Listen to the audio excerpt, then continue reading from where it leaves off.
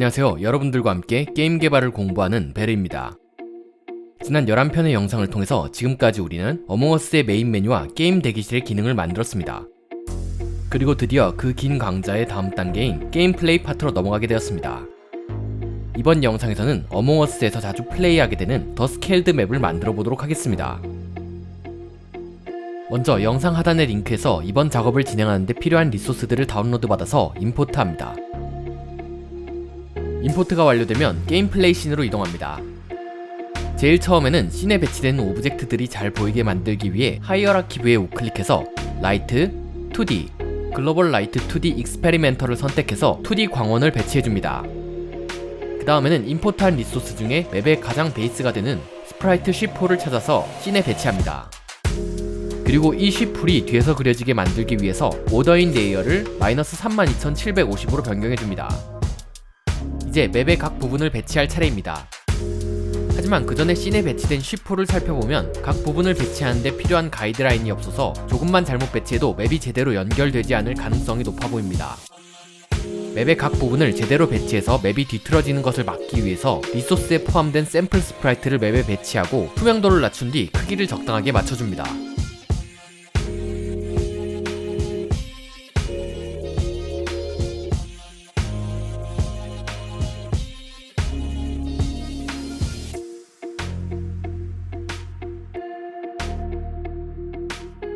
이제 항해실부터 배치해보겠습니다.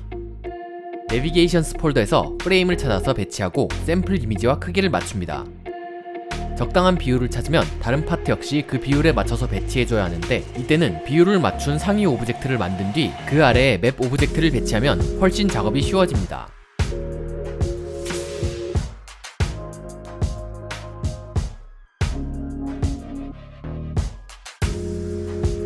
바닥과 벽, 조정석과 의자를 배치합니다. 추가로 미션을 위한 오브젝트와 임포스터가 숨을 수 있는 벤트도 있지만 이것들은 나중에 미션 관련 작업을 진행하면서 만들도록 하겠습니다. 그 다음에는 항해실과 산소실, 무기실, 보호막 제어실을 이어주는 통로를 배치합니다. 대부분의 리소스 크기 비율은 비슷하기 때문에 복도 역시 0.59 정도의 비율로 배치해주면 됩니다. 이때 주의할 점은 각 리소스가 겹치는 부분에서 어색하게 이어지는 부분이 없도록 오더인 레이어를 잘 조절하면서 배치해야 한다는 것입니다. 다음은 산소실을 배치할 차례입니다. 산소실 바닥을 배치하고 크기를 맞춰줍니다. 바닥을 배치한 다음에 보면 산소실에도 여러가지 오브젝트들이 있는데 그 중에 레버, 필터, 넘버패드는 미션 관련 오브젝트이니 다음에 배치하도록 하겠습니다. 그 다음에는 식물이 들어있는 산소 탱크와 벽면에 붙어있는 환풍구인데 이 두 오브젝트에는 애니메이션이 걸려 있습니다. 차례대로 배치해보겠습니다. O2 폴더의 탱크를 찾아서 그중 첫 번째 스프라이트를 배치해줍니다. 그리고 배치된 탱크 오브젝트를 선택하고 컨트롤 6 단축키를 눌러서 애니메이션 뷰를 열고 크리에이트 버튼을 눌러 새 애니메이션을 만들어줍니다. 애니메이션이 생성되고 나면 애니메이션의 샘플 레이트를 30으로 변경하고 탱크 폴더 안에 들어있는 스프라이트를 모두 선택해서 애니메이션 뷰의 타임라인에 올려줍니다. 그리고 재생 버튼을 눌러보면 애니메이션이 재생되는 모습을 볼 수 있습니다. 애니메이션 속도가 너무 빠른 것 같으니 전체 키를 잡고 적당하게 늘려서 속도를 잡아줍니다. 이렇게 오브젝트를 직접 이동시키거나 회전시키지 않고 스프라이트의 이미지를 교체하는 방식으로 애니메이션을 만드는 것을 보통 스프라이트 시퀀스 애니메이션이라고 부릅니다. 그 다음에는 환풍구 차례입니다. 팬 폴더 안에 들어있는 이미지를 꺼내서 배치해줍니다. 역시 오더인 레이어를 적당히 맞춘 뒤 컨트롤 6 단축키를 눌러 애니메이션 뷰를 띄워서 새 애니메이션을 만듭니다. 그리고 팬 폴더 안의 스프라이트들을 애니메이션 뷰에 올려줍니다. 이때 클로즈 스프라이트는 환풍구가 멈췄을 때 사용될 것이기 때문에 제외합니다. 그리고 애니메이션을 재생시켜보면 환풍구가 움직이는 모습을 볼 수 있습니다. 산소실 배치가 완료된 다음 게임을 플레이시켜보면 산소 탱크와 환풍구의 애니메이션이 잘 작동하는 모습을 볼 수 있습니다. 그 다음에는 위로 올라가서 무기실 차례입니다. 역시 프레임을 배치합니다. 그 다음에는 오더인 레이어 수치를 조절하면서 언더플로어, 월, 파이프 0, 파이프 1, 홀웨이, 그리고 무기 조정석과 난간들도 배치해줍니다. 무기실 배치가 대강 끝나면 아래쪽 복도와 오더인 레이어가 안 맞을 수도 있는데 무기실 스프라이트가 복도보다 앞에 나와 있다면 오더인 레이어를 조정해줍니다. 그리고 무기실에도 애니메이션이 걸린 오브젝트들을 배치할 차례입니다. 먼저 파이프의 제일 상단 돔에 붉은 빛이 들어오는 돔 라이트를 배치합니다. 컨트롤 6 단축키를 눌러 애니메이션 뷰를 열고 새 애니메이션을 만듭니다. 샘플 레이트를 15로 설정한 뒤 돔 라이트 스프라이트를 전부 선택해서 넣어줍니다. 그 다음에는 파이프 위에 배치된 불빛입니다. 이 파이프 위에서 점등되는 불빛의 특징은 제일 위에 있는 부분에서부터 순서대로 점등이 된다는 것입니다. 이 기능을 만들기 위해서는 약간의 스크립트를 작성할 필요가 있어 보입니다. 먼저 불빛 오브젝트부터 만들어 보겠습니다. 가장 어두운 색의 포인트 라이트 스프라이트를 배치합니다. 그리고 컨트롤 6 단축키를 눌러 애니메이션 뷰를 열고 불빛이 꺼져 있을 때의 오프 애니메이션을 만듭니다. 이 애니메이션은 간단하게 가장 어두운 색의 포인트 라이트 스프라이트만 넣어줍니다. 그리고 크리에이트 뉴 클립으로 온 애니메이션을 생성하고 이번에는 모든 포인트 스프라이트를 넣어줍니다.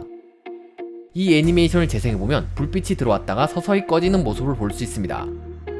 그 다음에는 배치해둔 불빛 오브젝트를 선택한 상태로 애니메이터 뷰를 엽니다.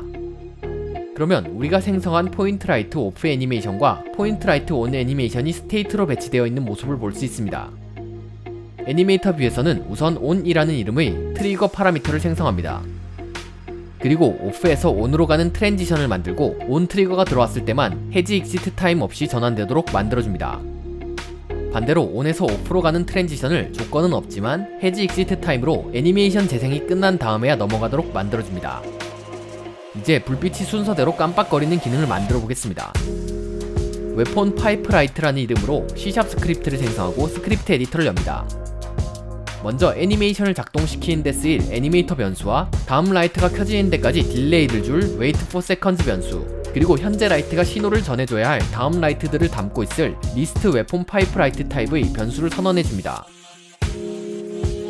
그 다음 스타트 함수에서는 게임 오브젝트에 붙어있는 애니메이터를 가져와서 저장한 다음 자신의 자식 게임 오브젝트 중에 웨폰 파이프 라이트 컴포넌트를 가지고 있는 게임 오브젝트를 찾아서 리스트에 저장하게 만들어줍니다. 그 다음에는 turn on light 함수를 만들어서 애니메이터의 on 트리거를 발동시켜서 자신의 라이트를 켠 다음 자식 오브젝트의 불을 켜게 만드는 turn on light의 차일드 코르틴을 실행하게 만들어줍니다. 그리고 turn on light의 차일드 코르틴 함수를 만듭니다.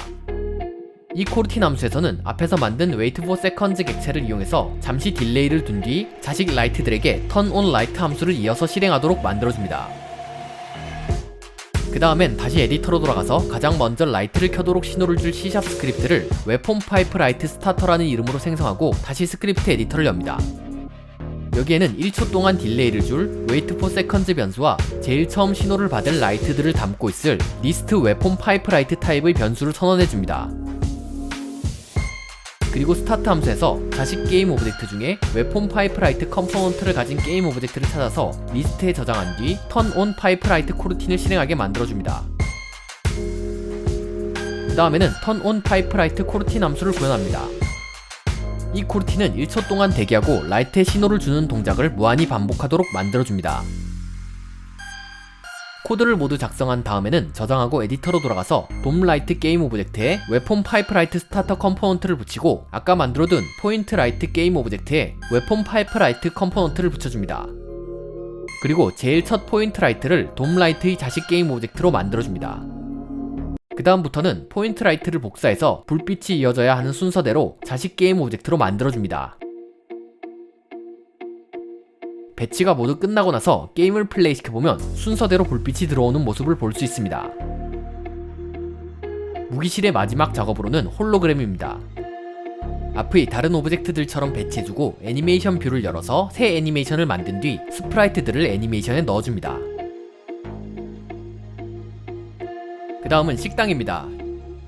식당은 간단하게 배치하고 비율을 맞춘 뒤 오더인 레이어만 조정해주면 됩니다. 그 다음은 관리실입니다.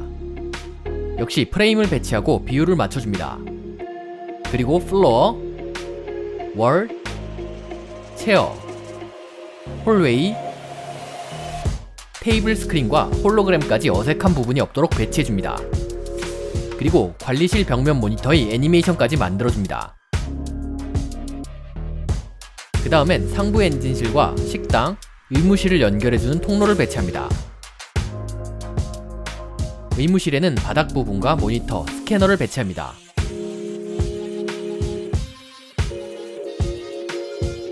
그 다음엔 상부 엔진실입니다.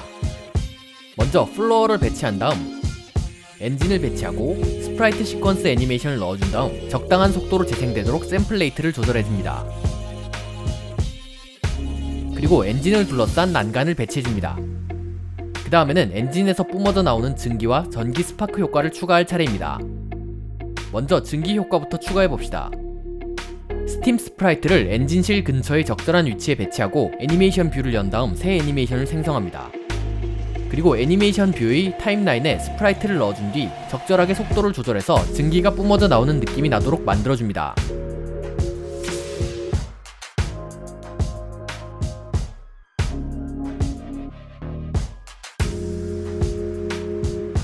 그 다음엔 생성된 증기 애니메이션 클립을 선택해서 루프 타임을 꺼줍니다. 이렇게 만들어진 스팀 게임 오브젝트를 복제해서 아래쪽에 배치하고 둘 모두 엔진 바디 게임 오브젝트의 자식 오브젝트로 만들어주고 비활성화시킵니다.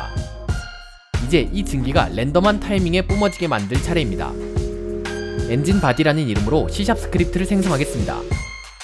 먼저 리스트 게임 오브젝트 타입으로 스팀 게임 오브젝트들을 저장할 변수를 선언합니다. 그리고 랜덤 스팀 코르틴 함수를 만들어서 매개 변수로 받은 스팀 게임 오브젝트가 랜덤한 시간이 흐른 뒤 활성화되었다가 애니메이션이 끝나면 다시 비활성화되도록 코드를 작성합니다. 코르틴 함수 작성이 끝나면 스타트 함수에서 리스트에 들어있는 스팀 게임 오브젝트들을 대상으로 코르틴 함수를 시작하도록 만들어줍니다. 코드 작성이 끝나면 저장하고 에디터로 돌아와서 엔진 바디에 작성한 컴포넌트를 붙이고 리스트에 스팀 게임 오브젝트들을 할당해줍니다. 그 다음 게임을 플레이시켜보면 불규칙한 타이밍에 엔진에서 증기가 뿜어져 나오는 모습을 볼 수 있습니다. 그 다음에는 엔진에서 전기 스파크가 발생하는 효과를 만들 차례입니다. 먼저 엔진 몸체 위에 스파크 스프라이트 중 하나를 골라서 코어 위에 배치해주고 다시 보이지 않게 스프라이트 렌더러 컴포넌트의 스프라이트 프로퍼티를 논으로 변경합니다. 그리고 다시 기능 구현을 위해 엔진 바디 스크립트를 엽니다. 그 다음 스파크를 표현할 스프라이트 렌더러들을 담고 있을 리스트 스프라이트 렌더러 타입의 스팍스와 여러 종류의 스파크 스프라이트들을 담고 있을 리스트 스프라이트 타입의 스파크 스프라이트, 그리고 현재 스파크가 발생하고 있는 위치를 저장할 now 인덱스 변수를 만듭니다. 그 다음에는 스파크 엔진 코르틴 함수를 만들고 랜덤한 시간이 지난 후에 스파크 스프라이트에서 무작위 스프라이트를 뽑아서 현재 스파크가 표현되어야 하는 위치의 오브젝트에 빠르게 보여주도록 만들고 스파크 표현 인덱스를 다음으로 넘기는 작업을 게임 내내 반복하도록 코드를 작성합니다. 그리고 이 코르틴을 스타트 함수에서 호출하도록 만들어줍니다. 코드를 모두 작성한 다음에는 저장하고 에디터로 이동합니다. 그리고 엔진 바디 컴포넌트의 스파크스 리스트에 아까 만든 엔진 스파크 게임 오브젝트들을 넣고 스파크 스프라이트 리스트에는 스파크 스프라이트를 넣어줍니다. 작업이 끝난 뒤에 게임을 플레이시켜보면 엔진이 떨리면서 증기를 뿜어내고 스파크를 일으키는 모습을 볼 수 있습니다. 그 다음에는 원자로와 보안실, 엔진 룸을 이어주는 복도를 배치합니다. 그리고 오른쪽의 보안실에는 플로어와 의자, 서버를 배치합니다.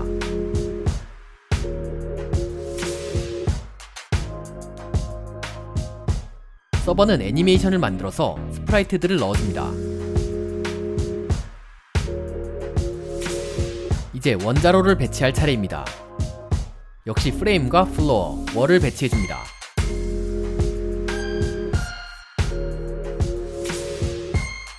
그리고 적당한 위치에 맞춰서 원자로의 메인 파이프와 매니폴드도 설치해줍니다. 그 다음에는 원자로의 헤드와 파이프의 빛나는 부분, 바닥에 라인 등을 배치하고 애니메이션을 넣어줍니다.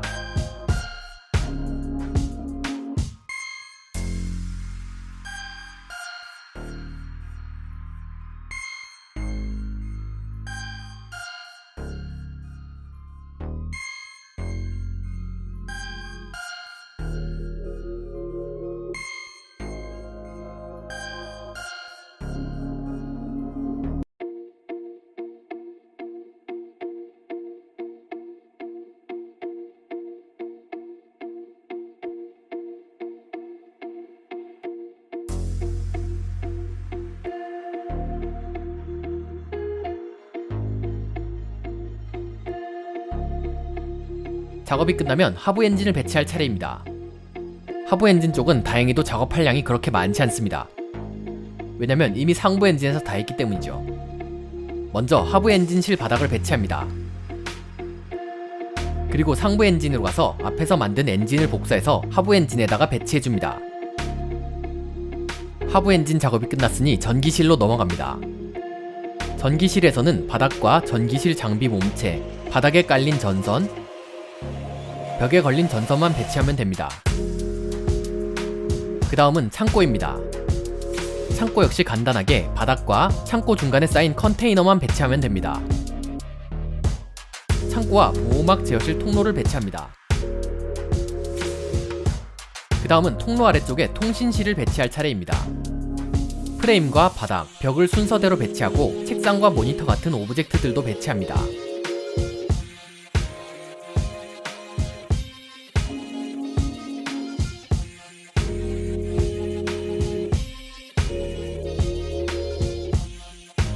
그리고 벽면에 돌아가는 테이프도 배치하고 애니메이션을 넣어줍니다.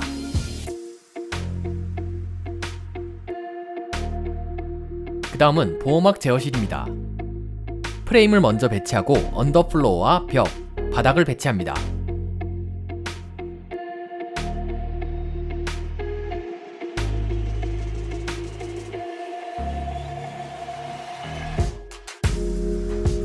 그리고 라이트를 배치해서 애니메이션을 만들고 복제해서 추가로 배치하면서 오더인 레이어를 잘 지정해줍니다.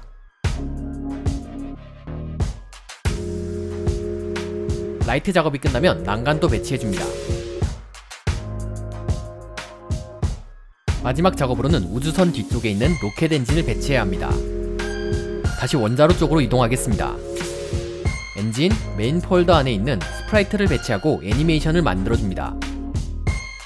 이렇게 만든 메인 엔진 로켓을 복사해서 상부 엔진 쪽에 배치하고 똑같은 과정으로 리액터, 엔진 폴더 안에 있는 스프라이트로 원자로 엔진을 만들어서 배치합니다.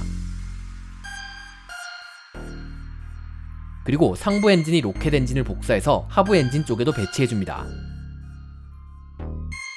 배치를 완료한 다음 카메라를 세팅하고 게임을 플레이시켜보면 디테일이 충분해 보이는 더 스케일드 맵이 완성된 것을 확인할 수 있습니다. 이번 영상에서는 어몽어스 게임 플레이에 사용되는 더 스케일드 맵을 만들어 보았습니다. 이상 베레의 게임 개발 유튜브였습니다. 감사합니다.